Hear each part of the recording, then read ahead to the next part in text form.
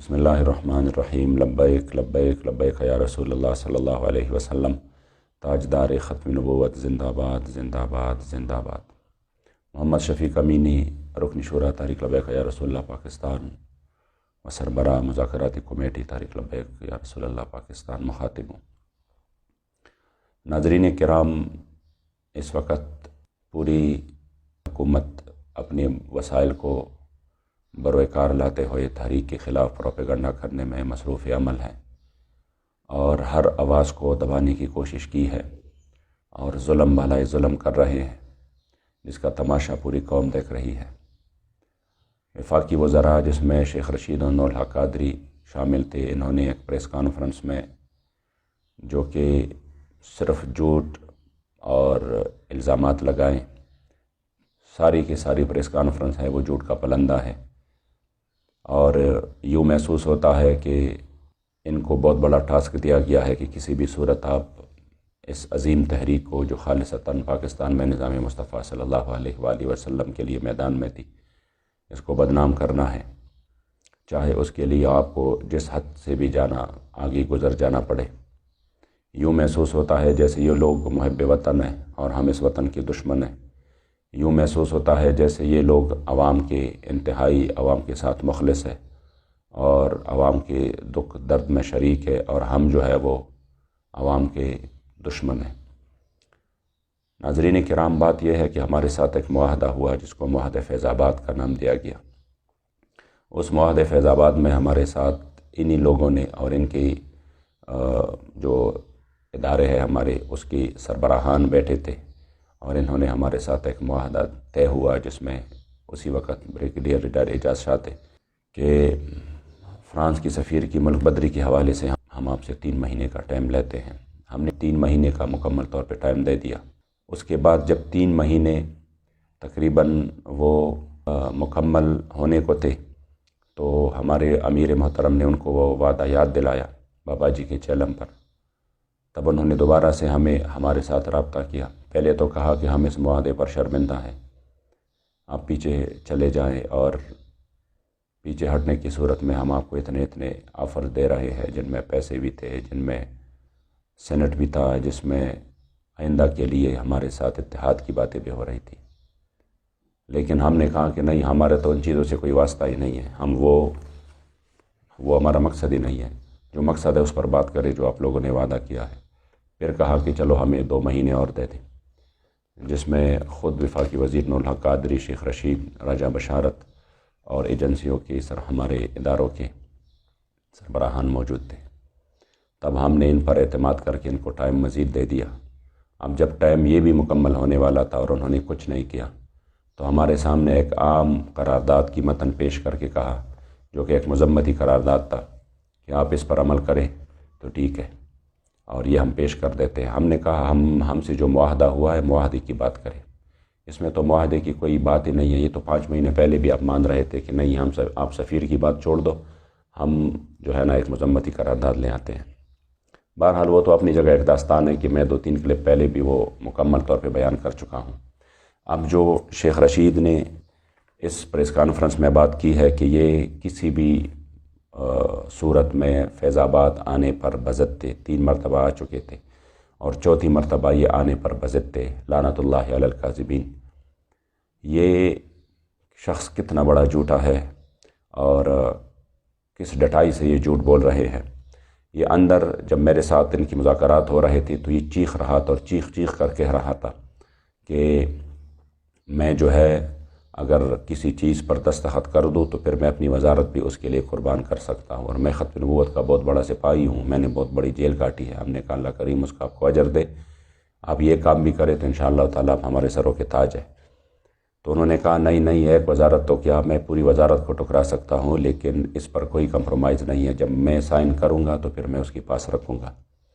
تو اسی وقت تو یہ چیخ چیخ کر یہ کہہ رہے تھے، اور آپ کہہ رہے تھے کہ نہ ملک قربان ہو سکتا ہے اور نہ ان کی وزارت قربان ہو سکتی ہے۔ حالانکہ ہماری جو ایمانی غیرت ہے وہ یہ ہے کہ ناموس رسالت پر ایک ملک تو کیا پوری دنیا اور ما فیہا قربان ہو سکتا ہے، لیکن ناموس رسالت پر کوئی دوسری بات نہیں ہو سکتی۔ لیکن افسوس کی بات یہ ہے کہ انہوں نے وہ معاہدے کا ذکر ہی نہیں کیا، نہ وہ معاہدہ جو انہوں نے سائن کیے تھے کہ ہم اسی معاہدے کو تکمیل تک پہنچائیں گے، اسی پر بات ہی نہیں کی۔ بات کبھی ایک کر رہے کبھی دوسری کر رہے ہیں، اور ساتھ میں پھر کہہ رہے کہ ہمارے 580 ہمارے پولیس والے زخمی ہیں، ہمارے شہداء ہیں، میں ان کے پاس جاؤں گا، ان کا ہمیں بھی دکھ ہے۔ اور میں یہ بھی یقین سے کہہ سکتا ہوں کہ اس میں جو اکثریت زخمی ہیں یہ آپ ہی کے لوگوں نے زخمی کی ہیں، جو کہ سول کپڑوں میں آئے تھے اور وہ صرف انتشار کے لیے آئے تھے، کیونکہ تحریک کا یہی مقصد ہی نہیں ہے، تحریک کا یہی پیغام ہی نہیں ہے، تحریک کا یہ چیز جو ہے نا، تحریک کے خون میں شامل نہیں ہے کہ وہ اپنے لوگوں کو نقصان پہنچائے۔ ہمیشہ سے ایسے ہی ہوتا رہا۔ پچھلے دھرنے میں بھی ہم نے شہریار افریدی کے سامنے ہم نے یہ رکھا، اور انہوں نے باقاعدہ اسمبلی کی فلور پہ کہا کہ جنہوں نے توڑ پھوڑ کی تھی شیخو پورہ وغیرہ میں، وہ تحریک کے لوگ نہیں تھے، وہ دوسرے پارٹیوں کے لوگ تھے، اور ہم نے ان کو پھر نادرا کے ذریعے ان کے جو ہے نا وہ تمام کے تمام اس کی تحقیقات کی ہے۔ تو اب بھی ہم کہہ رہے ہیں، جو اکا دکا واقعات ہوئے ہیں اس طرح کی، جب آپ ہمارے اوپر ہمارے کارکنوں پر گولیاں برسا رہے تھے تو ظاہری بات ہے پھر اس عمل کا تو رد عمل ہوتا ہے، لیکن صرف اور صرف یہ ہے کہ اس طرح ان کا ذکر کرنا، وہ بھی ہمارے پولیس والے ہیں، ہمارے بھائی ہیں، ہم اس کی دکھ میں درد میں شریک ہیں، لیکن کیا آپ صرف ان پولیس والوں کے وزیر ہیں؟ یہ جو قوم کے بچوں کو آپ نے، ہزاروں بچوں کو آپ نے معذور کیا اور ان کی ٹانگیں توڑوائی، ان کی آنکھیں نکالی، اور ان کو بچوں کو، چھوٹے چھوٹے بچوں کو آپ نے ربڑ کی گولیاں قریب سے ماری، جن سے وہ شہید ہو گئے، جو آپ نے سیدھی گولیاں ماری بزرگوں پر، جس میں 80 سالہ بزرگ شامل، جس میں نوجوان لوگ شامل، ان کا تو آپ نے ذکر بھی نہیں کیا۔ کم از کم اس کا بھی میڈیا میں ذکر کرتے کہ ہم نے جو اتنا بڑا ظلم کیا ایک ایسے بندوں پر جو کہ خالصتاً دینی اور شرعی مسئلے کے لیے میدان میں تھے۔ چلو جیسا بھی ہے، انشاءاللہ تعالیٰ وقت آنے والا ہے، قوم کے سامنے سب کچھ واضح ہو جائے گا۔ اس کے بعد جو نور الحق قادری ہے وہ کہہ رہا ہے کہ میں گزشتہ 2 سال سے ان کے ساتھ انگیج رہا، تو میں کچھ گزشتہ 2 سال کی سٹوری بھی تھوڑی سی قوم کے سامنے لاؤں کہ پچھلی مرتبہ جب آسیہ ملونہ کے حوالے سے پوری قوم روڈوں پر تھی تو آپ ہی آئے اور آپ نے کہا کہ میں اس میں جو ہے نا وہ درمیان میں ہوتا ہوں اور آپ لوگ اس دھرنے کو ختم کریں۔ پھر اس کے بعد میں نے آپ سے اسلام آباد میں ملاقات کی، میرے ساتھ 2 اور اراکین شورا بھی تھے، اور اس میں ہماری ملاقات شہریار افریدی سے ہوئی۔ ہمیں محسوس ہوا کہ آپ لوگ وعدے کی پاسداری نہیں کر رہے، جو ہمارے ساتھ آپ نے آسیہ ملونہ کے حوالے سے وعدہ کیا تھا۔ تو اسی میں آپ نے ہمیں شہریار افریدی سے ملایا، وہ بھی سامنے تھا، میں بالکل آپ کے ساتھ ہی بیٹھا ہوا تھا۔ شہریار افریدی آپ کے سامنے بار بار ہاتھ زمین پہ لگا کر کہہ رہا تھا کہ میں نے جان اللہ کو دینی ہے، اور آسیہ ملونہ جائے گی تو ہماری لاشوں کی اوپر سے گزر کر جائے گی، اور آپ تحریک والے ہم سے کیسے یہ مطالبہ کر سکتے ہیں؟ کیا ہم مسلمان نہیں ہیں؟ کیا ہم حضور کے غلام نہیں ہیں؟ تو آپ جب بار بار یہ بات آپ کے سامنے وہ کرتے رہے تو میں نے اپنے ساتھیوں کو کہا کہ یار ان کو مزید یہ بات کرتے ہوئے بھی ہمیں شرم آ رہی ہے، یہ اتنے ماشاءاللہ سچے سچے پکے مسلمان اور عاشق رسول ہیں کہ اگر آسیہ ملونہ جائے گی تو ان کی لاشوں کے اوپر سے گزر کر جائے گی، تو پھر ہمیں اور کیا چاہیے؟ الحمدللہ ہمیں اگر ایسے وزراء ملے ہیں، ہم نے آپ پر یقین کیا، اور پھر وہی آسیہ ملونہ آپ کے ہوتے ہوئے اور ہمارے 40,000 علماء صلحاء جیلوں کے اندر ڈالتے ہوئے چلی گئی، آپ نے فون بھی نہیں اٹھایا، آپ نے میسج کا جواب بھی نہیں دیا، تو آپ تو انگیج رہے اسی مسئلے میں پہلے سے، جو کہ میں نے قوم کو بتا دیا۔ دوسری بات یہ ہے کہ اس میں آپ نے کہا تھا کہ ہم اپنے موقف سے پیچھے نہیں ہٹے، اتنا جو ہے نا آپ کو علم بھی ہے، اس حدیث کا بھی آپ کو علم ہے کہ لا ایمان لمن لا عہد لہ، اور اس آیت کریمہ کا بھی آپ کو علم ہے کہ وَأَوْفُوا بِالْعَهْدِ إِنَّ الْعَهْدَ كَانَ مَسْئُولًا۔ اس کے باوجود آپ اتنے سخت ترین جھوٹ بول رہے ہیں کہ وہ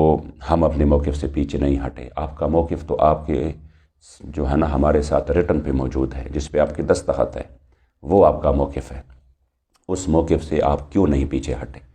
کیوں قوم کے سامنے اتنا بڑا اور گھٹیا ترین الزامات بھی لگا رہے ہیں، جھوٹ بھی بول رہے ہیں کہ آپ اپنے پیچھے نہیں ہٹے؟ آپ نے جو ڈرافٹ تیار کیا وہ تو اسی وقت ہم نے آپ کو کہا کہ اس میں تو معاہدے کا ذکر ہی نہیں ہے۔ جب ہم نے آپ کو کہا کہ اس میں معاہدے کا ذکر آ جائے، اور آپ نے کہا کہ چلو پھر اس کو یہ کریں گے وہ کریں گے، دوبارہ اس کو توڑ دینا چاہتے تھے، تو اسی وقت شیخ رشید نے آپ کو کہا کہ دیکھو، جو ساتھ میں بیٹھے تھے اس کو بھی کہا اور آپ کو بھی کہا تھا کہ دیکھو ان کے ساتھ بات گول مول مت کرو، بالکل کلیئر اور صاف بات ان کو کہہ دو کہ جو معاہدے کی بات آپ کرتے ہیں وہ ہم نہیں لے کے جانا چاہتے اور نہ ہم وہ کام کر سکتے ہیں، اس لیے ان کے ساتھ اس پر ٹائم ضائع نہ کرو۔ تب ہم نے کہا جب آپ ہماری باتیں نہیں مان رہے تو ہم کس لیے پھر جو ہے نا آپ سے آگے مذاکرات چلائیں۔ اس کے باوجود بھی ہم نے آپ کا وہ ڈرافٹ اٹھایا اور ہم نے کہا کہ چلو اس پر ہم اپنی شورا میں پھر بات کرتے ہیں، اور صبح کو آپ کے لاہور کے ایک ذمہ دار نے ہمارے ساتھ بات بھی کی، جس کے 2 گھنٹے بعد پھر ہمارے امیر محترم کی گرفتاری ہوئی۔ تو اتنا جھوٹ آپ مت بولے، اور صرف ایک وزارت کی خاطر اور وزارت کی چمک دمک کی خاطر میں تو سوچ بھی نہیں سکتا کہ ایک بندہ جس کے پاس علم بھی ہو، جس کے فیملی بیک گراؤنڈ بھی اس طرح ہو، وہ صرف ایک وزارت کی خاطر اتنی بڑی جھوٹ بولے، اور وہ ایک خالصتاً ایک مذہبی تحریک پر جو کہ حضور کی عزت و ناموس کے لیے میدان میں ہو، اس کے خلاف اتنی سازشیں کرے اور وہ صرف وزارت کی خاطر اس کا حصہ بنے۔ حاشا وکلا کہ ہم نے کبھی یہ سوچا بھی تھا کہ اس طرح ہوگا۔ چلو قسمت کی بات ہے کہ آپ کس کو خوش کر رہے ہیں، انشاءاللہ آنکھ بند کرنے کی دیر ہے،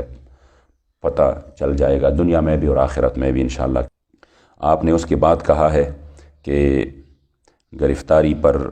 کہ اس کا ایک بندہ گرفتار ہوا تو اس پر اس طرح کا رد عمل جو ہے نہ شرعی ہے، نہ دینی ہے، نہ اخلاقی ہے۔ تو میں آپ سے پوچھتا ہوں کہ رد عمل تو نہ شرعی ہے، نہ دینی ہے، نہ اخلاقی ہے، لیکن عمل کیا ہے؟ ایک بے گناہ بندے کو جنہوں نے آپ سے وعدہ کیا تھا کہ ہم 20 تک کچھ بھی نہیں کریں گے، انہوں نے ابھی 20 تو اب بھی نہیں آیا، ایک بے گناہ بندے پر کس طرح آپ یہ الزام لگا سکتے ہیں کہ یہ اس کی جو گرفتاری ہے تو کیا وہ شرعی ہے یا آئینی ہے یا اخلاقی ہے؟ اس لیے کم از کم قوم جو ہے نا ان باتوں کو سوچے اور یہ ذہن میں رکھے کہ یہ کس کے کہنے پر یہ سب کچھ یہ کر رہے ہیں اور کس کو خوش کرنے کے لیے یہ سب کچھ کیا جا رہا ہے۔ انشاءاللہ تعالی ہم اللہ و رسول کے سامنے سرخرو ہے، اور اس مسئلے میں قوم کے سامنے بھی سرخرو ہے۔ ہم نے شہداء دیے، ہم نے بڑے تکالیف اور مصیبتیں برداشت کی اور مزید بھی برداشت کریں گے، کیونکہ ہمیں ان کے معاملات کا پتہ ہے، لیکن کم از کم یہ قوم انشاءاللہ تعالی اسی پر ضرور وہ مطمئن رہے گی کہ ایک جماعت ایسی تھی جنہوں نے کبھی اپنے اصول کا اور اپنے نظریات کا سودا نہیں کیا، اور اپنے کریم آقا صلی اللہ علیہ وسلم کی عزت و ناموس کے لیے میدان میں رہے۔ اللہ کریم جل جلالہ ہم تمام امت مسلمہ کو اور بالخصوص پاکستان کو حق بولنے کی، حق کہنے کی اور حق کو قبول کرنے کی توفیق عطا فرمائے۔ لبیک لبیک لبیک یا رسول۔